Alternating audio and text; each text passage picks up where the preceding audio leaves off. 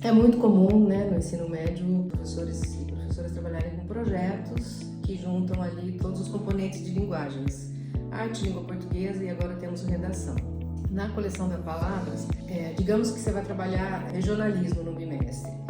No livro de arte, na página 160, você tem uma seção sobre os autos brasileiros, congada, cavalhada, as cheganças.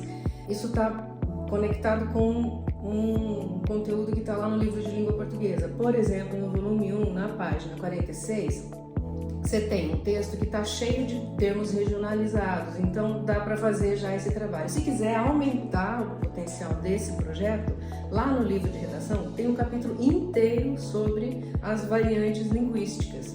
A gente está falando de regionalismo porque é uma possibilidade, né? Um conteúdo super rico. E no manual de arte você tem lá como descobrir em que pé que essa turma está, o que eles sabem sobre as manifestações populares, para depois fazer a ligação lá com o regionalismo que é trabalhado lá no livro de redação, para ele saber como lidar com isso na prova, se ele for fazer prova de Enem, prova de vestibular, ou se ele for para o mercado de trabalho.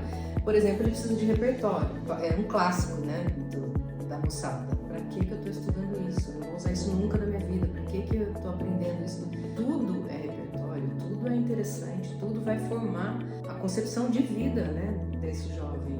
Você pega a reportagem científica sobre Covid, vai servir para ele formar a opinião dele sobre pandemia, sobre como lidar com vacina, sobre o que aconteceu no país naquele momento.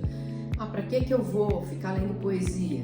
Sim, porque isso desenvolve a sua sensibilidade, seu jeito de olhar. Você vai fazer um diálogo com um poeta que escreveu aquele texto em outro lugar, em outro tempo, muitas vezes. Vai analisar o contexto da sociedade no momento em que ele fez aquilo, por que ele escreveu daquele jeito, mesmo no texto literário. Você tem que saber o que acontecia no lugar onde Guimarães Rosa vivia, por que ele escreveu daquele jeito, para você ter um mínimo de opinião, um mínimo de constituição intelectual para desenvolver os textos que você vai fazer na sua vida. Estou falando como se eu estivesse falando com a turma, mas a professora e o professor, acho que tem um pouco essa missão mesmo de explicar para esse jovem por que ele precisa estudar, por que ele precisa ler, por que ele precisa fazer essas conexões aí, o que tem a ver ele estudar parnasianismo ou a estrutura do meme. Não, ele tem que saber, né?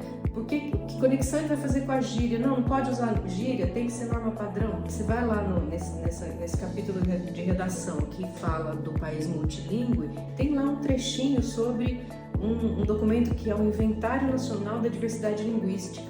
Isso é tão legal, é tão respeitoso com a nossa gente, sabe? De norte a sul, de leste a oeste. Então, assim, é importante que a turma conheça e saiba que isso existe, para não ser vítima de preconceito, para não ser agente de preconceito. Então, são recursos que a gente foi colocando no livro ali para facilitar um pouco o seu trabalho, se você quiser fazer um projeto, ou se você quiser preparar bem, né, essa jovem, esse jovem para a vida.